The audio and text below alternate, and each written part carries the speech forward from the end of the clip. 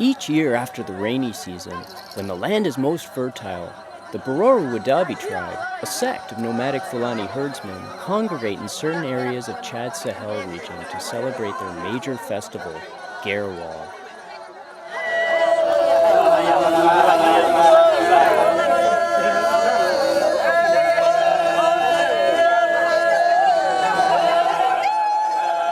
At this juncture, typically resplendent with salt meadows, the Bororo nomads come en masse.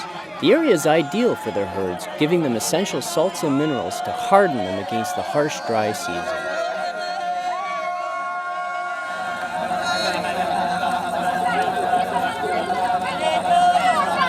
While the animals graze in splendor of the cure sali, which literally translates to salt cure in French, their shepherds carry out important tribal meetings, celebrate marriages and baptisms, all in the ancient manner. I experienced something truly special in the Sahel region of Chad, something which may not last.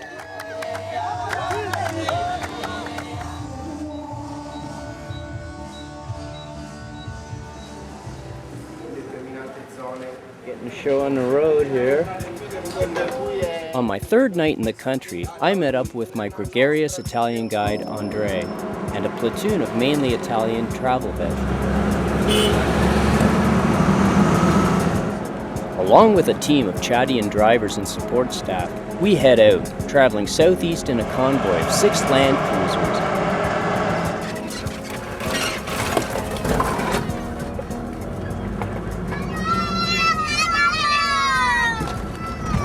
Interestingly enough, whenever our convoy passed a village, the children would all wave to us and cry, Nazara, a pidgin form of Nazarene, distinguishing our religious viewpoints.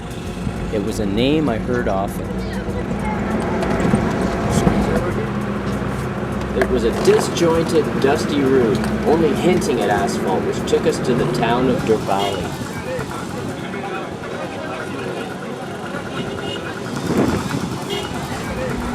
Here we were met by our clan liaison, who made first contact with the chiefs months before our arrival. He would pave the way for our integration. We're causing quite a commotion here in the market. Andiamo! Shortly after we left Derbali, the dirt track we had been following deteriorated. It became almost indiscernible from the landscape, if not for the swimming pool-sized ruts. So he's mired. Zom!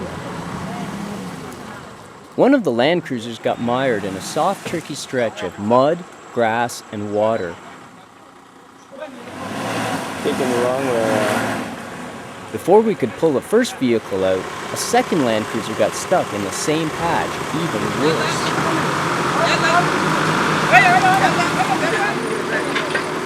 She's lodged in there. Don't want to camp too close to this place.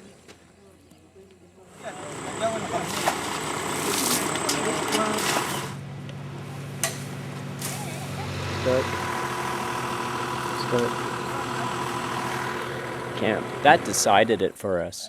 We unloaded the other 4 vehicles and made camp on the closest dry patch we could find.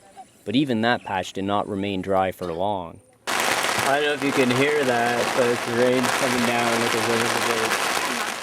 Down the next day, we survived the storm. Oh, they got her out.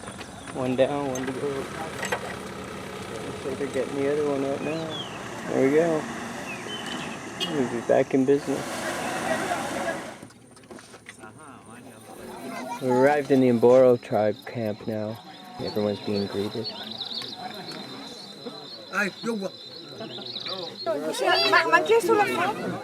Parking the vehicle on the meadow, roughly 400 meters away from the closest clan circle, we met with the chief for formal introductions, preferring gifts of clothes, medicine, grain, and sundries which the tribe could use. In turn, he formally welcomed us to share in the festivities while living amongst his people. The show, with its costumes and makeup, has always been a cornerstone of the Bororo way of life and the organization of the clan.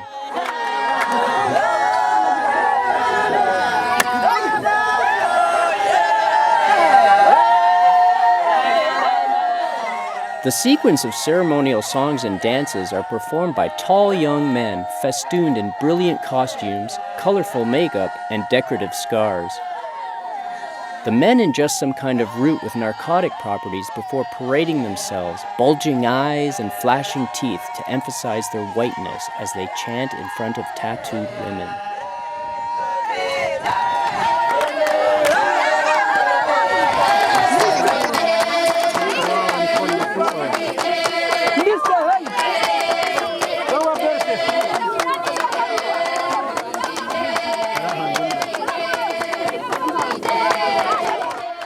The role of women is equally important, choosing a mate for a night's pleasure or even to break an existing bond.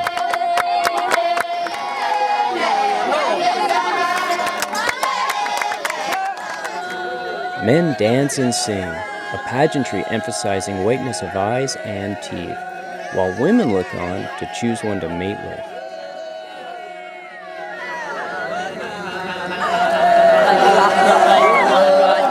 These women then pick the best one with the whitest eyes and smile by tapping them on the shoulder.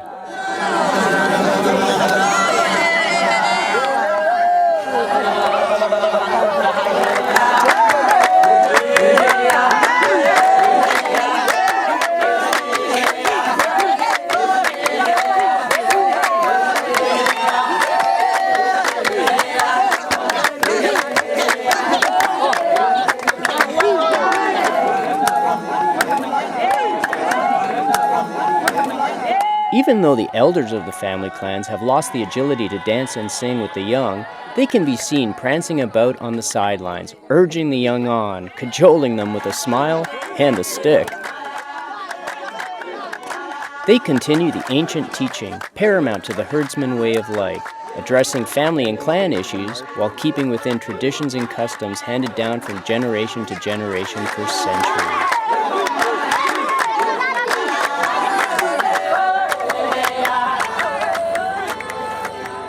The different clans come from far and wide across a vast region including Chad, Nigeria, Niger, Cameroon, and the Central African Republic.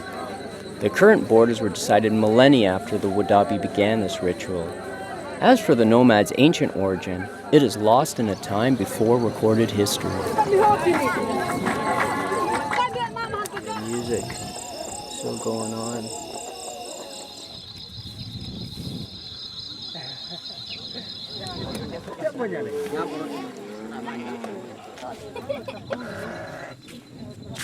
This lady said, photograph the other house, my house isn't so nice. The only structure in the circle was a small covered platform which stood on stilts. Only the chief, his wife, and newborn slept on it. Everybody else slept on the ground, on a bed of branches they would lay down. The Bororo need only a barrier from the water on the ground. Any water that falls from the sky is welcome. They simply sleep through it. It's not surprising that the name Bororo means those who live outside. Horse racing and other competitive events round off the festivities, keeping the gathering charged at all times.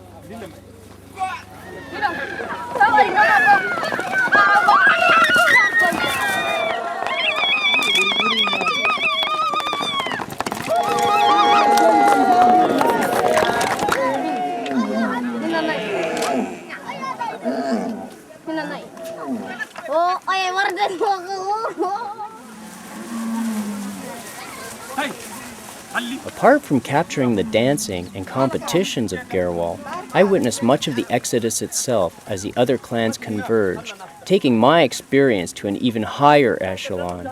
I'm talking on a biblical scale.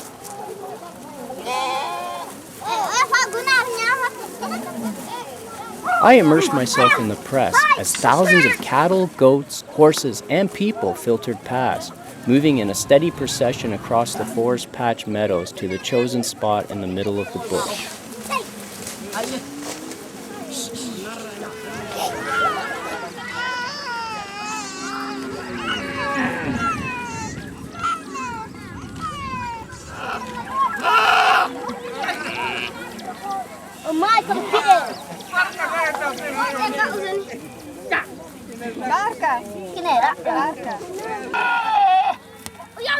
But this whole group comes from Nigeria?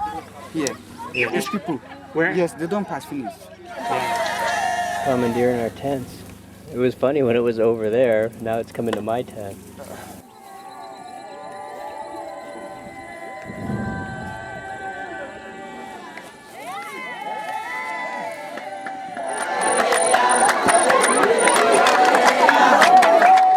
They follow a simple code called Pulako, which emphasizes being reserved in all matters and interactions. Under this umbrella, they seek to be generous, honest, and respectful. So long as one truly follows the code and lives by it, they are considered one of them.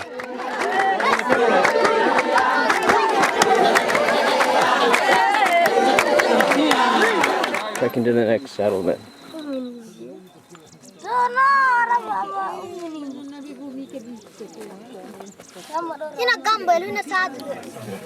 Parka kerja parka.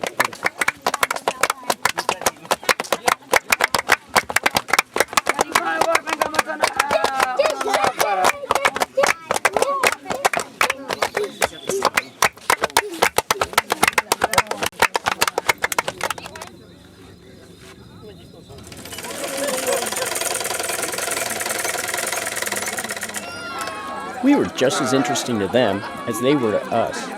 I had children following me around, curious at my most mundane gesture, hanging around outside my tent.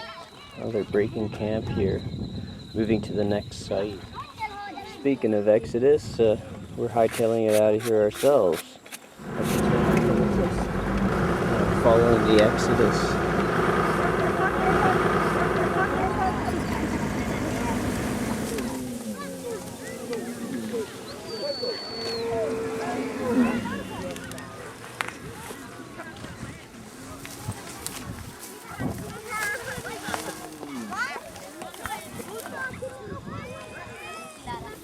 During the Exodus on foot.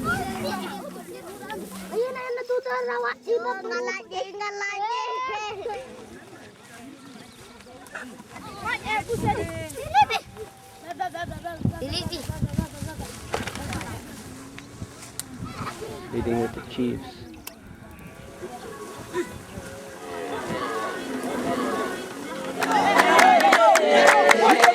The Wodhaabhe seem to be held at arm's length by the other ethnicities, who regard them as an undesirable caste for what they regard as heathen, unorthodox ways and practices. They are a people living apart from other Chadians to the point of apartheid. The Islamic movement throughout the region is perhaps the greatest threat they face, as more and more Chadians flock to the banner of Islam.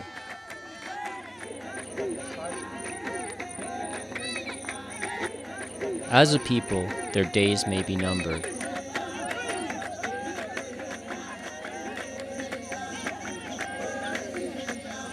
Dawn's breaking. Hitting the happy trail.